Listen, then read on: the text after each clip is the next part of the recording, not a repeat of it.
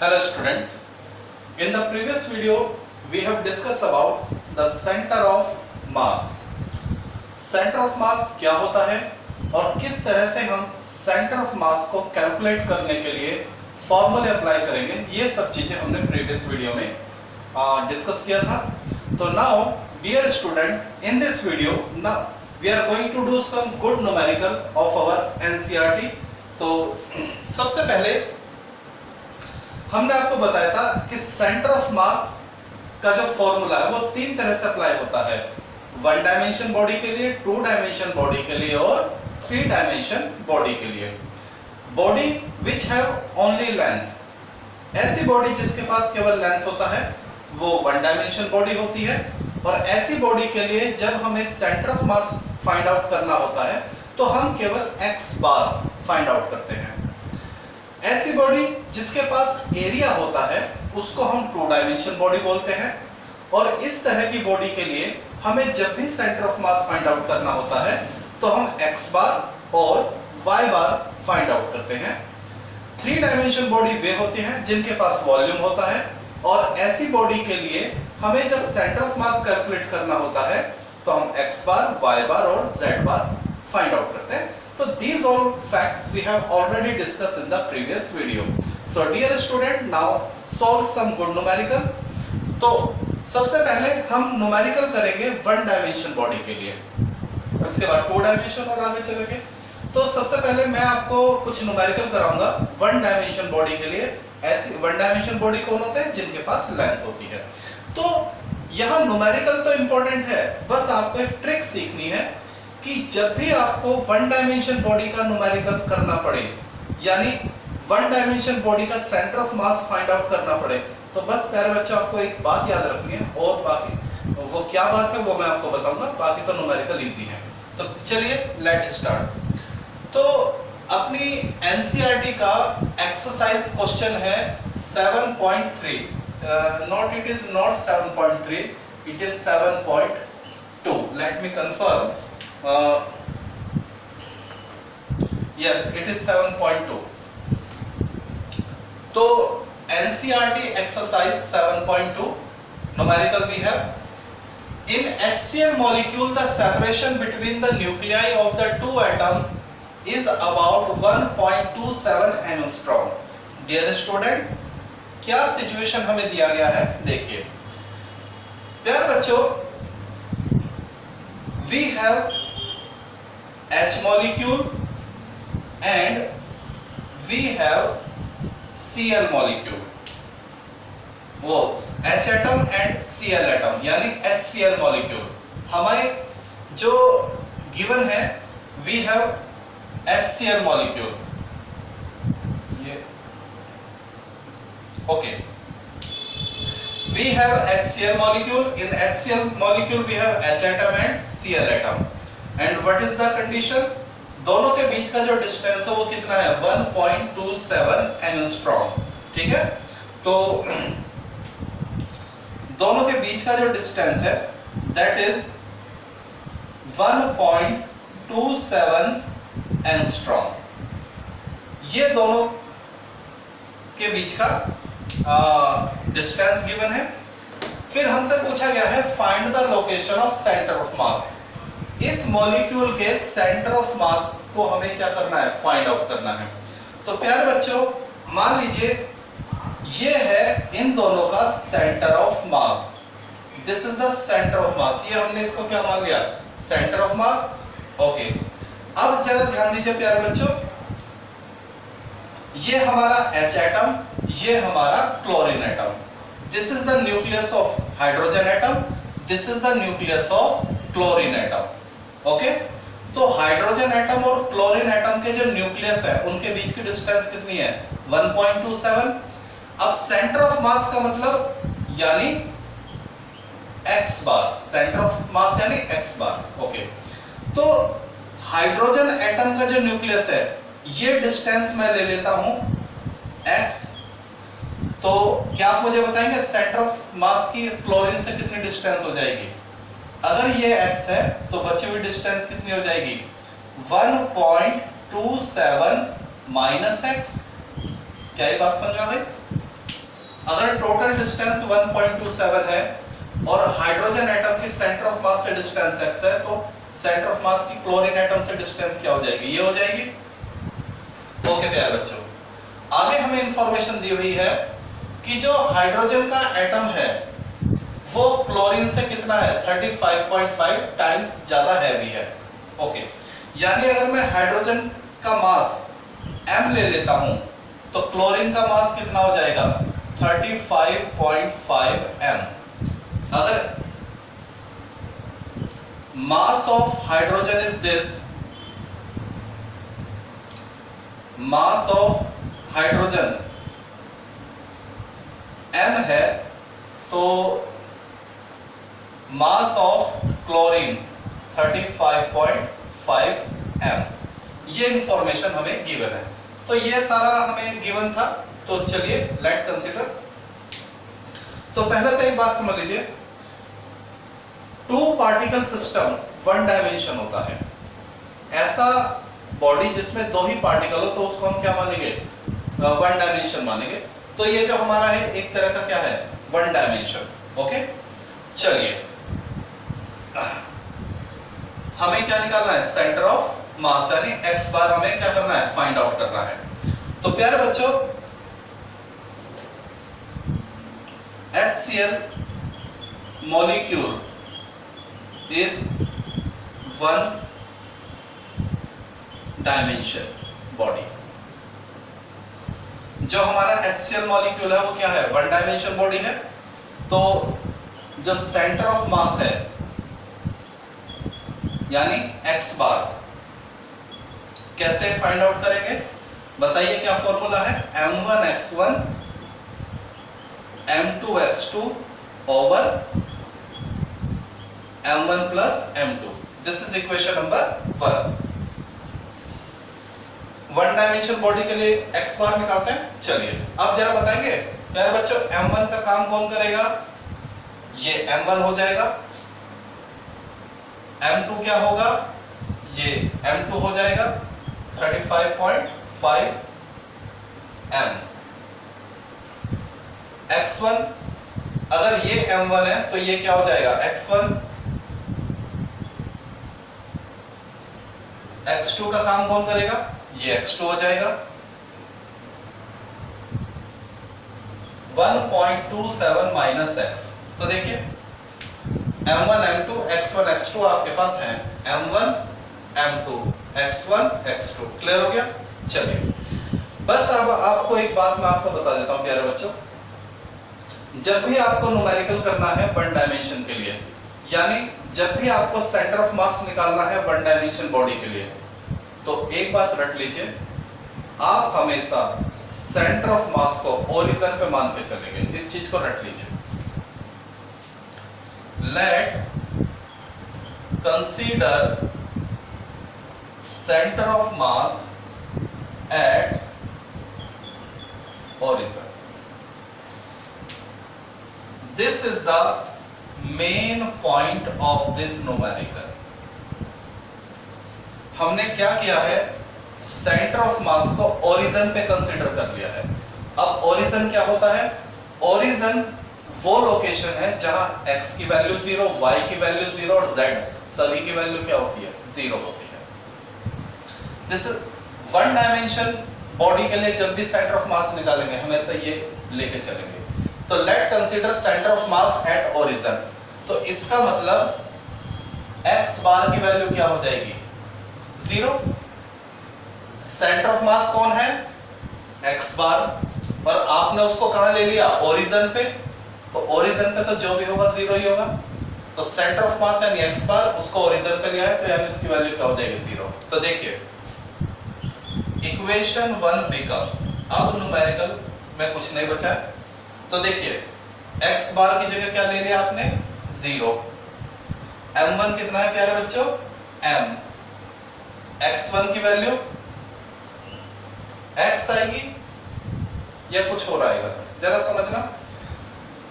Centre of मास आपने क्या मान लिया है, ये जो सेंटर ऑफ मास है ये आपने ले लिया है ओरिजिन।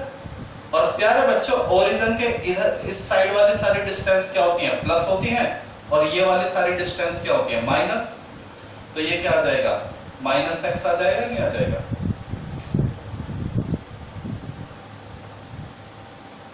बताइए। कोऑर्डिनेट हमसे क्या कहता है, ओरिजिन के इस दिस साइड प्लस और ओरिजिन के दिस साइड क्या माइनस, तो ये जो है ये क्या कहलाया जाएगा माइनस एक्स कहलाया जाएगा। ये चीज आप समझ लीजिए, minus x.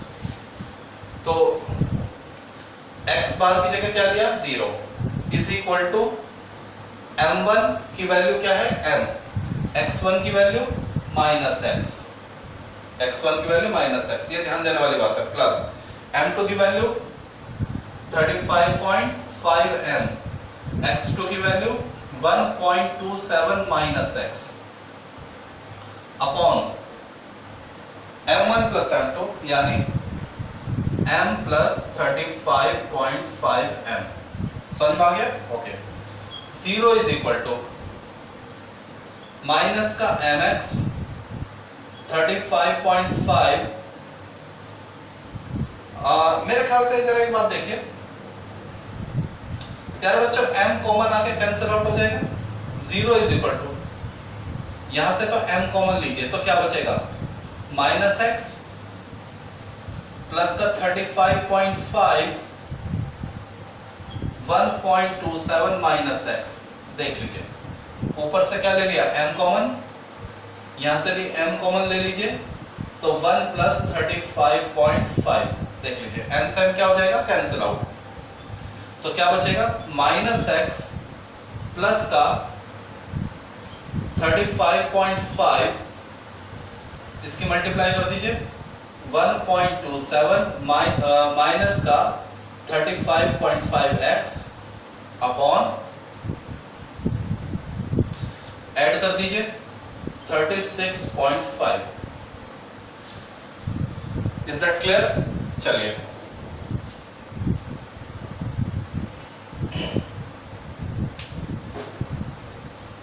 I think that ये आपने लिख लिया होगा। आगे बढ़ते हैं। तो प्यारे बच्चों ये जो डिनोमिनेटर में है ये तो 0 से मल्टीप्लाई होकर 0 हो जाएगा, क्या बचेगा माइनस एक्स और माइनस 35.5x, तो ये हो जाएगा 0 इज इक्वल टू माइनस का 36.5x प्लस का 35.5 इंटू 1.27। देख लीजिए ये जो डिनोमिनेटर में ये मल्टीप्लाई होकर 0 हो जाएगा, माइनस एक्स और माइनस 35.5 को ऐड कर दिया, क्लियर हो गया? Okay. 36.5x is equal to 35.5 into 1.27, x is equal to 35.5 into 1.27 upon 36.5। Clear हो गया? x is equal to, जब आप इसको सॉल्व करेंगे तो you will get 1.23 angstrom. x की वैल्यू आ जाएगी कितना 1.23। तो इसका मतलब क्वेश्चन तो हमारा सॉल्व हो चुका है, ठीक है? आप क्या बोलेंगे centre of mass hydrogen atom से कितने डिस्टेंस पर है 1.23। तो आप क्या लिख सकते हैं centre of mass is at 1.23 angstrom from hydrogen atom. जो सेंटर ऑफ मास है वो हाइड्रोजन एटम से कितनी डिस्टेंस पर है 1.23। आपको बस सर ये तो माइनस एक्स, अरे बच्चों माइनस तो डायरेक्शन को रिप्रेजेंट कर रहा है, वैल्यू तो एक्स की यही आई है। ओके, अगर सेंटर ऑफ मास हाइड्रोजन से 1.23 पर है तो क्या क्लोरीन से बता सकते हो? तो 1.27 से माइनस हो जाएगा। तो centre of mass is at, बताइए अगर ये डिस्टेंस 1.23 आई है प्यारे बच्चों तो बता सकते हो ये डिस्टेंस कितनी होगी? ये होगी 0.04 एंगस्ट्रॉम। देख लीजिए सेंटर ऑफ मास अगर हाइड्रोजन एटम से 1.23 है तो क्लोरीन से कितना होगा 0.04 is at 0.04 angstrom from chlorine atom. तो दोनों ही बातें अपनी जगह क्या है, सही है। लेकिन प्यारे बच्चों, यहां एक बहुत ही प्यारी चीज आपको सीखने को मिलेगी, बता सकते हो? हाइड्रोजन ज्यादा हैवी है या क्लोरीन ज्यादा हैवी है? हाइड्रोजन ज्यादा हैवी है या क्लोरीन? आप कहोगे सर क्लोरीन ज्यादा हैवी है। ओके, क्लोरीन हैवी है। ओके, अब मुझे बताइए सेंटर ऑफ मास किसके ज्यादा क्लोज है? हाइड्रोजन एटम के ज्यादा क्लोज है 1.23 या क्लोरीन एटम के ज्यादा क्लोज है 0.04? तो आप कहेंगे sir centre of mass chlorine atom के पास ज्यादा क्लोज है। तो ये आपने सेंटर ऑफ मास की प्यारे बच्चे प्रॉपर्टी सीख ली। क्या?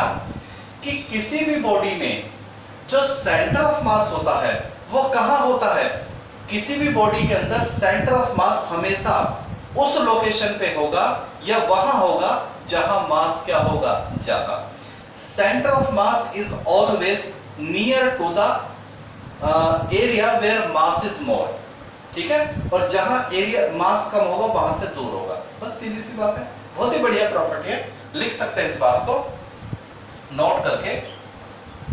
बहुत ही, ये जब हम टॉपिक पढ़ेंगे properties of centre of mass, numerical के बाद ये टॉपिक पढ़ेंगे हम, तो वहां ये बात आपको याद आनी चाहिए एकदम। क्या? कि centre of mass is near to the center of mass is near to the location where mass is more and away from the location where mass is less। यानी किसी भी बॉडी के अंदर सेंटर ऑफ मास जो है वो कहां होगा? उस जगह होगा जहां मास ज्यादा होगा, और जहां मास कम होगा वहां सेंटर ऑफ मास। अभी चलो देखिए, अगर मैं इस मार्कर की बात करूं, क्या मुझे बता सकते हैं इस मार्कर का मास किधर होगा, यहां या जहां कैप लगी हुई है? बताइए, क्या ये मार्कर आपको यूनिफॉर्म दिखाई दे रहा है? नहीं। कहां मास ज्यादा होगा? जहां ये कैप, क्योंकि यहां कुछ एक्स्ट्रा मास भी है। तो जब मैं इसको बैलेंस करूंगा तो देखिए ये बैलेंस बिल्कुल बीच में नहीं हुआ है, किधर हुआ है? इसके ज्यादा पास हुआ है, और ये डिस्टेंस आपको ज्यादा दिखाई देगी, ये डिस्टेंस कम दिखाई देगी। क्लियर हो गई बात है? Very good. तो हमने एक न्यूमेरिकल सीखा, एक इस न्यूमेरिकल में क्या सीखा आपने? कि वन डायमेंशन यानी ऐसी बॉडी जिनमें केवल लेंथ होती है, जिनके पास केवल क्या होती है? लेंथ। तो ऐसी बॉडी का सेंटर ऑफ मास कैसे निकालेंगे? बस सीधी सी बात है, फॉर्मूला अप्लाई करेंगे और सेंटर ऑफ मास को कहां लेके चलेंगे? ओरिजिन पे कंसीडर करेंगे, बाकी न्यूमेरिकल हो जाएगा। और इसी न्यूमेरिकल के अंदर हमने सेंटर ऑफ मास की बढ़िया सी प्रॉपर्टी भी समझ ली। ठीक है,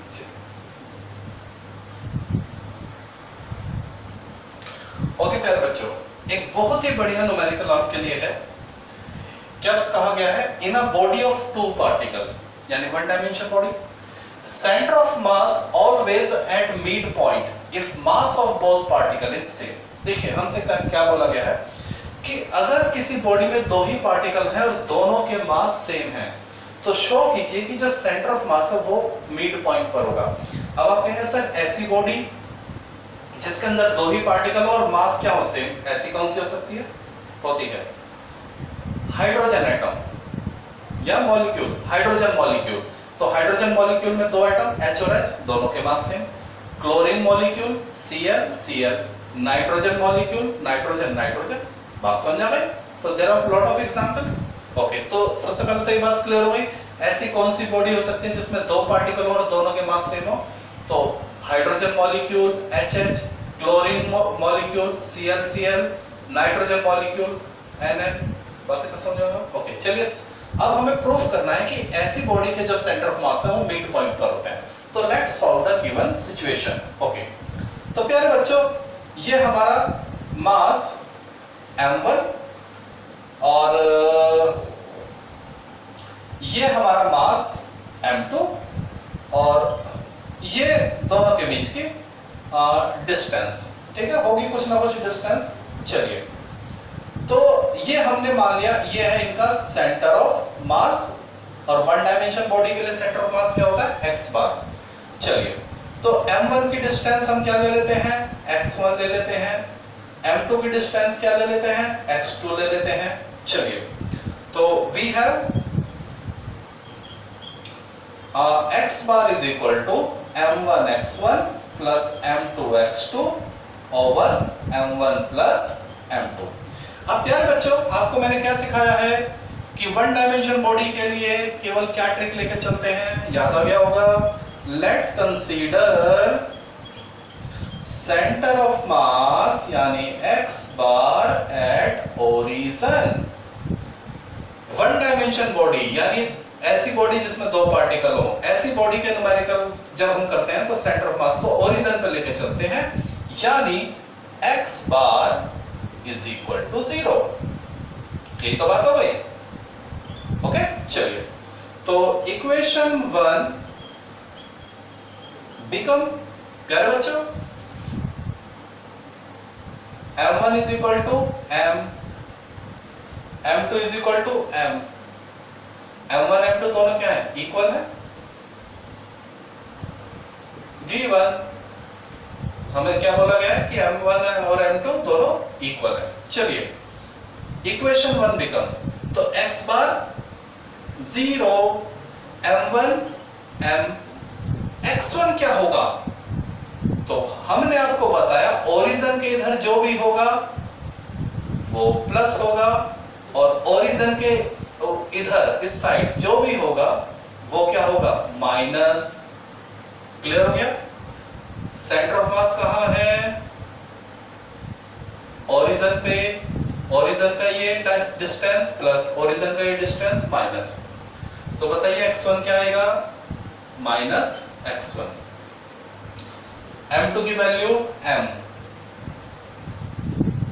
x2 m प्लस m1 और m2 दोनों क्या है, m है। चलिए, 0 इज इक्वल टू माइनस, बताइए m क्या आ जाएगा, कॉमन, तो क्या बचेगा, minus x1 plus x2 upon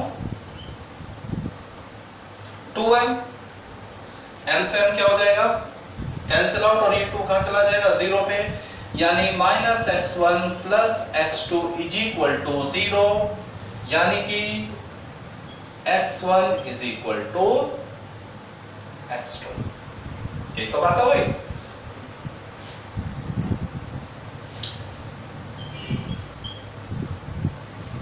x1 is equal to x2, तो x1 और x2 क्या है, इक्वल है, तो डेफिनेट है। सेंटर ऑफ मास क्या हो गया, मिड पॉइंट तो हो गया। Since x1 x2 is equal to, hence centre of mass यानी x bar is at mid point, hence proof। तो प्यारे बच्चों, अगर दोनों मास सेम है, टू पार्टिकल बॉडी, दोनों के मास सेम, तो सेंटर ऑफ मास कहां होगा, मिड पॉइंट पे। क्या ये बात समझ में आ गई, वेरी गुड, क्लियर। चलिए, अब एक बात और नोट कर लें, इस चीज को नोट कर लीजिए। अगर एक यूनिफॉर्म बॉडी है, ये ठीक है, क्या है ये, यूनिफॉर्म बॉडी, जिसके पास केवल एक लेंथ है और कुछ नहीं है, ये हमारी एक रोड भी हो सकती है, ठीक है, जिसके पास केवल क्या है, एक लेंथ। यूनिफॉर्म का मतलब ना तो कहीं मास ज्यादा ना कहीं मास कम, ओके। नॉन यूनिफॉर्म कहीं मास ज्यादा कहीं मास कम, ऐसी बॉडी जिनके अंदर मास कहीं ज्यादा होता है कहीं कम होता है, नॉन यूनिफॉर्म। ऐसी बॉडी जिनमें हर जगह मास क्या होता है, इक्वल, तो उसको हम क्या बोलते हैं, यूनिफॉर्म। तो प्यारे बच्चों, जो यूनिफॉर्म बॉडी होती है उनके सेंटर ऑफ मास हमेशा कहाँ होते हैं? उनके सेंटर पे होते हैं। जो यूनिफॉर्म बॉडी होती है उनके सेंटर ऑफ मास हमेशा कहाँ होते हैं? उनके सेंटर पे होते हैं। Centre of mass, centre of mass of uniform body always at the center of body। मेरे ख्याल से आपको ये बात समझ में आ गई है। ये आपकी एक दूसरी प्रॉपर्टी भी हो सकती है। पहले न्यूमेरिकल में क्या सीखा? बॉडी के अंदर मास जहां ज्यादा होगा सेंटर ऑफ मास उसके पास होगा, जहां मास कम होगा सेंटर ऑफ मास उससे दूर होगा। यहां क्या सीखा? अगर बॉडी यूनिफॉर्म है तो सेंटर ऑफ मास बिल्कुल बीच में होगा।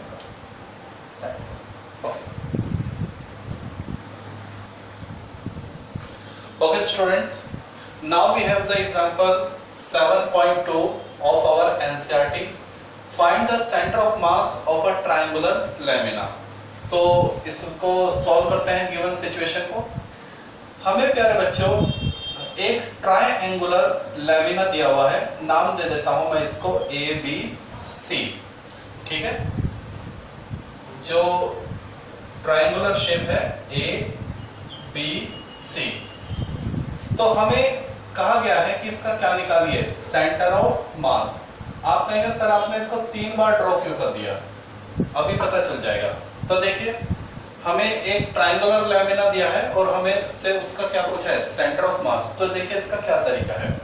मैं क्या करता हूं, सबसे पहले देखिए ये जो मेरा ट्रायंगुलर शेप है, मैं क्या करता हूं, ये जो साइड है CD दिखाई दे रहा है, इसके पैरेलल मैं ये स्ट्रिप काट देता हूं। मैंने क्या किया, इस ट्रायंगुलर को छोटे छोटे स्ट्रिप में क्या कर दिया? By parts. किसके अलाउ? CB के अलाउ। तो जरा इस पहली स्ट्रिप को देखिए, तो ये क्या है? यूनिफॉर्म। क्या है? यूनिफॉर्म। और अभी थोड़ी देर पहले क्या बताया था कि अगर कोई यूनिफॉर्म बॉडी होती है तो उसका सेंटर ऑफ मास कहाँ होता है? उसके सेंटर पे। तो ये जो हिस्सा है, मान लीजिए इसका सेंटर ऑफ मास यहाँ है, ये जो दूसरी स्ट्रिप है इसका सेंटर ऑफ मास कहाँ होगा? इधर होगा। ये जो अगली स्ट्रिप है यहाँ पर सेंटर ऑफ मास इधर होगा, इस स्ट्रिप पे सेंटर ऑफ मास इधर, इधर, ये इधर। तो क्या देखा आपने कि हर स्ट्रिप का सेंटर ऑफ मास कुछ ना कुछ है। तो मैं अगर सभी सेंटर ऑफ मास को क्या कर देता हूं? ज्वाइन कर देता हूं, तो मुझे क्या मिलेगी? एक लाइन मिलेगी। अगर मैं सभी स्ट्रिप के सेंटर ऑफ मास को ज्वाइन कर देता हूं तो I have got a straight line. Okay, चलिए मैं इसको नाम दे देता हूं AD। चलिए AD हमें मिला। अब मैंने क्या किया, पहले मैंने BC के अलोंग किया, अब मैं AC के अलोंग स्ट्रिप को क्या करता हूं? कंसीडर करता हूं। ये मैंने कई सारी स्ट्रिप कंसीडर कर ली हैं। अब मैंने AB के अलोंग कंसीडर किया, तो सभी का, इसका कोई सेंटर ऑफ मास होगा, ये सभी स्ट्रिप का कुछ ना कुछ क्या होगा? सेंटर ऑफ मास। तो मैं जब इन सभी सेंटर ऑफ मास को क्या कर लूंगा? ज्वाइन कर लेता हूं। ये मैंने इन सभी को क्या कर लिया? ज्वाइन कर लिया। तो मैं जब इन सभी सेंटर ऑफ मास को ज्वाइन करता हूं तो मुझे एक लाइन मिल जाती है ABCD। ये मुझे एक लाइन मिल गई DE। ओके, चलिए अब मैं क्या करता हूं, मैं इधर यहां ये स्ट्रिप ले लेता हूं। मैंने एक ही ट्रायंगल को 3 तरह से डिवाइड किया है, ठीक है ना। यहां मैंने इसके अलावा, यहां इसके अलावा और यहां इसके अलावा ट्रायंगल को 3 तरीके से मैंने बांटा और हर स्ट्रिप का मैंने सेंटर ऑफ मास निकाला और फिर उन सभी सेंटर ऑफ मास को मैंने क्या कर दिया? ज्वाइन कर दिया। तो ABCDE। तो ये तीनों क्या है? ये तीनों है, बताइए, मीडियन। आप सभी को पता होगा। तो मैं एक ट्रायंगल में कितनी मीडियन फाइंड आउट कर सकता हूं? 3 मीडियन फाइंड आउट कर सकता हूं। तो when the 3 lines AD, CE and BF, AD, CE और BF are joined together. अगर इन सभी को क्या किया जाए, ज्वाइन किया जाए, ठीक है, देखिए A B C AD ये लाइन मिली, 3 मीडियम मिली हमें, ओके। तो जब हम तीनों को ज्वाइन करेंगे तो हमें क्या मिलेगा, एक सेंट्रॉइड मिलेगा। बात समझ आ गई? When the three line AD, CE, BF and R are joined together, ठीक है, we get a intersection point. Intersection, तीनों का कुछ ना कुछ क्या मिलेगा, इंटरसेक्शन पॉइंट मिलेगा, जिसको हम क्या बोलेंगे, नॉन एज सेंट्रॉइड, जो क्या कहलाएगा, सेंट्रॉइड कहलाएगा। और ये जो सेंट्रॉइड है यही क्या होगा, इसका centre of mass. This centroid will represent the center of mass of triangular lamina। मेरे ख्याल से क्वेश्चन समझ में आ चुका है। हमारे पास एक ट्रायंगुलर शेप है और हमसे कैसा भी है, ठीक है, ट्रायंगुलर, उसकी तीनों साइड कुछ भी हो सकती हैं। हमसे तो कह दिया गया है इसका सेंटर ऑफ मास निकाले, तो हमने क्या किया, अलग अलग साइड से ट्रायंगल को बाय पार्ट्स किया, स्ट्रिप में डिवाइड किया, हर स्ट्रिप के सेंटर ऑफ मास को क्या किया, ज्वाइन किया अलग अलग तरीके से। तो वी गेट 3 लाइंस, तीनों लाइन को हमने ज्वाइन किया तो हमें सेंट्रॉइड मिला। वो सेंट्रॉइड ही उस ट्रायंगुलर लैमिना का क्या होगा, सेंटर ऑफ मास। तो मेरे ख्याल से न्यूमेरिकल आपको समझ में आ चुका है।